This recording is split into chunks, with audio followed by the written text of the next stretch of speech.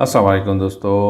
आज हम सॉल्व कर रहे हैं exercise 17.10 to 17.12 Halliday Resnick Crane volume 1 page number 393। Exercise number 10 says that a 2.14 kg object hangs from a spring. A 325 gram body hang below the object stretches the spring 1.8 centimeter further. The 325 gram body is removed and the object is set into oscillation. Find the period of oscillation. ये कहता है कि एक spring है। For example let suppose मैं suppose करता हूँ कि ये एक स्प्रिंग है और इस स्प्रिंग के साथ एक बॉडी अटैच्ड है। एक बॉडी अटैच है जिसकी मास 2.14 किलोग्राम है। अब कहता है कि इसी स्प्रिंग के साथ एक सेकेंड बॉडी अटैच करते हैं और उस बॉडी की मास जो है m it is equal to 325 gram के बराबर है, या अगर इसको हम किलोग्राम में रिप्रेजेंट करना चाहें तो it will be equal to 0.325 kg के बराबर है। तो जब ये ऑब्जेक्ट इसके साथ अटैच किया जाता है तो डिस्प्लेसमेंट ये यहाँ से डिस्प्लेस होके यहाँ तक आ जाता है और ये डिस्प्लेसमेंट इक्वल है जिसको मैं x से रिप्रेजेंट कर रहा हूँ। It is equal to 1.80 centimetre के बराबर है। तो हमें कहता है कि अगर हम ये बॉडी रिमूव करें, अटैच करने के बाद इसको अगर हम रिमूव करें तो ये ऑसिलेशन शुरू करता है। तो फिर इस वक्त इसकी टाइम पीरियड फाइंड आउट करें। तो हमने यहाँ पे फाइंड आउट करना है टाइम पीरियड, लेकिन टाइम पीरियड को फाइंड आउट करने के लिए हमें स्प्रिंग कांस्टेंट चाहिए। इसकी वैल्यू हमें नहीं दी गई है। तो सबसे पहले हम स्प्रिंग कांस्टेंट को फाइंड आउट करते हैं। तो उसके लिए हम इक्वेशन यूज़ करते हैं कि F इज़ इक्वल टू के एक्स। यहाँ से हम K की वैल्यू फाइंड आउट कर सकते हैं। तो इसको रीअरेंज करते हैं तो K यानी spring constant will be equal to force into x. यहाँ पे F जो है ये इक्वल है वेट के, तो मैं लिखता हूँ कि weight W is equal to mg के बराबर है और डिवाइड बाई x हो जाएगा। यहाँ पे मास जो है वो हम लेंगे 0.325 किलोग्राम, तो this will become equal to 0.325 और g जो है ये कांस्टेंट है, इसकी वैल्यू 9.8 मीटर पर सेकेंड स्क्वायर है और x जो है ये इक्वल है 1.80 सेंटीमीटर। इसको हमने लिखना है मीटर में, तो इसको हम डिवाइड करते हैं बाई 100। तो जब हम डिवाइड करेंगे तो this will become equal to 0.0180 metre के बराबर है। अब इसको जो हम आपस में मल्टीप्लाई करेंगे और इस पर डिवाइड करेंगे तो हमारे पास K की वैल्यू आ जाएगी 177 न्यूटन पर मीटर। ये हमारे पास स्प्रिंग कांस्टेंट की वैल्यू हो गई है। अब हमने टाइम पीरियड को फाइंड आउट करना है। तो टाइम पीरियड को फाइंड आउट करने के लिए हमारे पास इक्वेशन है कि time period is equal to 2 pi under root m divided by k. यहाँ पे हम वैल्यूज पुट करते हैं तो this will become equal to 2 multiplied by pi की वैल्यू 3.14 है तो अंडर रूट हो जाएगा। अब चूंकि हम उस वक्त टाइम पीरियड फाइंड आउट करते हैं जब हम ये वाला मास रिमूव करते हैं, तो यहाँ पे ये एम जो है इसको हम 2.14 किलोग्राम पुट करेंगे। तो m will be equal to 2.14 divided by 177। तो इससे हमारे पास आ जाएगा 6.28 अंडर रूट 0.01209 और ये इक्वल है T will be equal to 6.28 multiplied by 0.10995। इसको जब हम आपस में मल्टीप्लाई करेंगे तो t will be equal to 0.69 seconds. तो जब हम इस मास को रिमूव करेंगे और इसको ऑसिलेट करेंगे तो इसका टाइम पीरियड 0.69 सेकेंड हो जाएगा।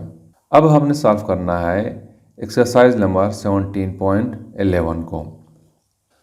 एक्सरसाइज नंबर 17.11 कहता है कि एक बंदरगाह है, वहाँ पे टाइडल्स प्रोड्यूस होते हैं और उस टाइडल्स की वजह से ओशन समंदर की जो सरफेस है उसमें फॉल एंड राइज प्रोड्यूस होता है और उसकी मिसाल सिंपल हार्मोनिक मोशन जैसी है। तो टाइम पीरियड जो है वो 12.5 आवर है। तो हमें कहता है कि उस वक्त टाइम फाइंड आउट करें जब ये मैक्सिमम हाइट से हाफ के डिस्टेंस पे आ जाए। यानी अगर मैं कहूँ लेट सपोज ये समंदर की सतह है, यहाँ पे टाइडल्स प्रोड्यूस होते हैं, तो पानी जो है मैक्सिमम हाइट, यहाँ तक मैक्सिमम हाइट मैं कहता हूँ ये मैक्सिमम हाइट है। तो इस वक्त इसकी जो टाइम पीरियड है जब ये सोल्यूशन कंप्लीट कर रहा है वो 12.5 आवर है। अगर मैं कहूँ कि मैक्सिमम हाइट से लेकर यहाँ तक हाफ डिस्टेंस है, तो ये जब इस पॉइंट से यहाँ तक पहुँचेगा तो उस वक्त हमने इसकी टाइम फाइंड आउट करनी है। तो यहाँ पे हमारे पास टाइम पीरियड यानी टी जो है it is equal to 12.5 hour दी गई है। हमसे मांग रहा है टाइम जिसमें टाइडल्स मैक्सिमम हाइट से हाफ पे आ जाए, तो इस टी को हमने फाइंड आउट करना है। तो इस टी को फाइंड आउट करने के लिए सबसे पहले मैं फाइंड आउट करता हूँ एंगुलर फ्रीक्वेंसी। एंगुलर फ्रीक्वेंसी चूँकि हम यूज़ करेंगे तो सबसे पहले मैंने इसको फाइंड आउट करना है। तो इसके लिए मैं इक्वेशन यूज़ करता हूँ कि angular frequency is equal to 2 pi divided by t. इसमें मैं वैल्यूज पुट करता हूँ 2 मल्टीप्लाइड बाई 3.14 और टाइम हमें दिया गया है 12.5 आवर।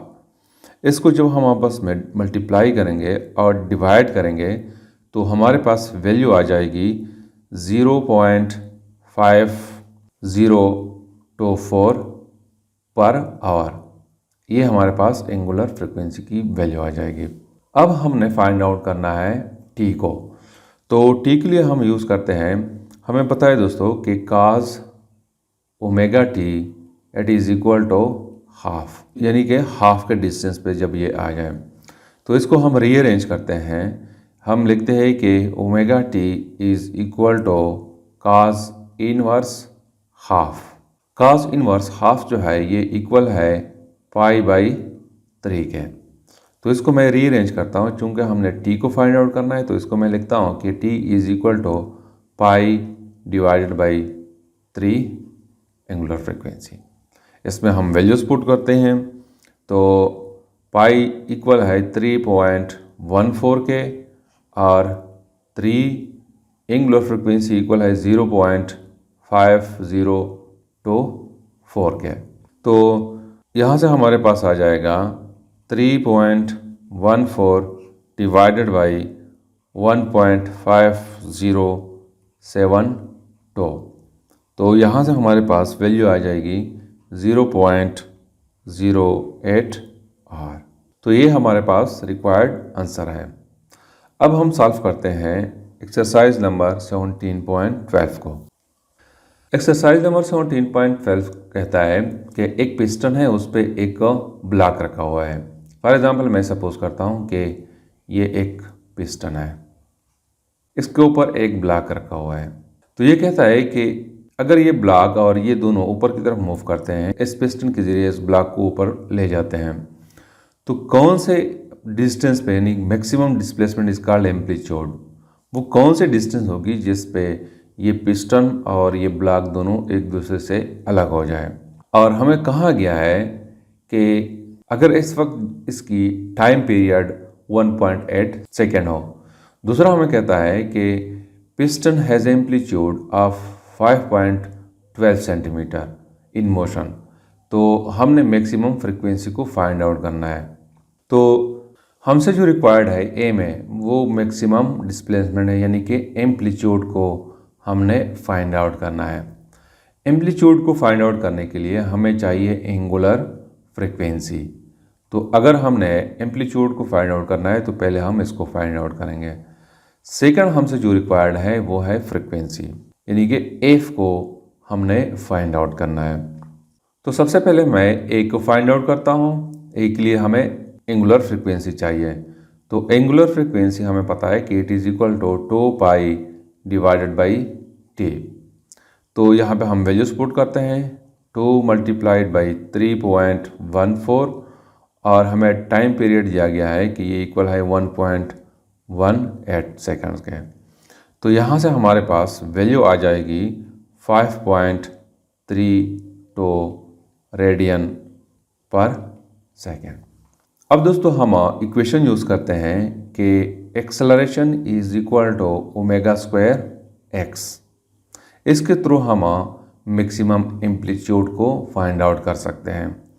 यहाँ पे एक्सेलरेशन जो है ये ग्रेविटेशनल एक्सेलरेशन है। तो इस इक्वेशन को मैं लिखता हूँ कि g is equal to omega square x m. इस इक्वेशन को मैं रीअरेंज करता हूँ तो x m will be equal to g divided by angular frequency का स्क्वायर हो जाएगा। यहाँ पे हम वैल्यूज पुट करते हैं। g की वैल्यू कांस्टेंट है, वो हमें पता है कि इक्वल है 9.8 मीटर पर सेकेंड स्क्वायर, और फ्रीक्वेंसी की वैल्यू हमने फाइंड आउट किया है 5.32 का स्क्वायर। तो ये हमारे पास आ जाएगा। इसको जब हम आपस में मल्टीप्लाई करेंगे तो वैल्यू हमारे पास आ जाएगी 0.347 मीटर। तो ये हमारे पास एम्पलीट्यूड की वैल्यू है। अब सेकंड हमने फाइंड आउट करना है फ्रीक्वेंसी, यानी कि बी को हमने फाइंड आउट करना है। बी में हमसे फ्रीक्वेंसी रिक्वायर्ड है। तो फ्रीक्वेंसी के लिए हम इक्वेशन यूज़ करते हैं कि angular frequency is equal to 2π f। तो f is equal to omega divide by 2π। अब दोस्तों यहाँ पे ओमेगा हमारे पास नहीं है क्योंकि केस यहाँ पे डिफरेंट है। हमें कहा गया है कि if the piston has amplitude 5.12 centimetre, तो तब जाके हमने फ्रीक्वेंसी को फाइंड आउट करनी है। तो सबसे पहले हम एंगुलर फ्रीक्वेंसी को फाइंड आउट करते हैं। तो एंगुलर फ्रीक्वेंसी को फाइंड आउट करने के लिए हम इक्वेशन यूज़ करते हैं कि a is equal to omega square x. तो इसको हम रीअरेंज करते हैं। एंगुलर फ्रीक्वेंसी का square it will be equal to a की जगह हम ग्रेविटेशनल एक्सेलरेशन यूज़ करते हैं, तो this will be divided by x। तो omega will be equal to √g divided by x। यहाँ पे हम वैल्यूज पुट करते हैं। g की वैल्यू हमें पता है कि it is equal to 9.8 metre पर सेकेंड स्क्वायर। x हमें दिया गया है, x is equal to 5.12 centimetre. तो इसको हमने मीटर में कन्वर्ट करना है। तो मीटर में ये इक्वल हो जाएगा 0.0512 के बराबर हो जाएगा। तो यहाँ से हमारे पास वैल्यू आ जाएगी 13.8 रेडियन पर सेकेंड। अब जाके हम इस इक्वेशन के थ्रू हम फ्रीक्वेंसी को फाइंड आउट कर सकते हैं। तो f will be equal to 13.8 radian per second divided by 2 multiplied by 3.14। तो यहाँ से हमारे पास वैल्यू आ जाएगी 2.20 पर सेकेंड। तो ये हमारे पास रिक्वायर्ड आंसर है। तो this is something about the exercise 17.10 to 17.12। Thank you.